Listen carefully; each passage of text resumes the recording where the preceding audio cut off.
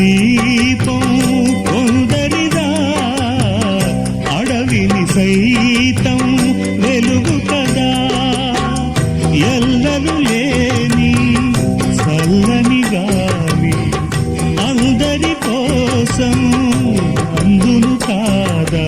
ప్రతి మదిని లేపే ప్రభాతరాగం పదే పదే చూపే ప్రధాన మార్గం. ఏది సొంతం కోసం కాదను సందేశం, మంచి గుణమే పోతే ప్రపంచమే శూన్యం. ఇది తెలియని మనుగడ కథ, దిశ నెరుగని గమనము కథ. సరళి రాధ తనే వసంతం, తన దరికి రాని వన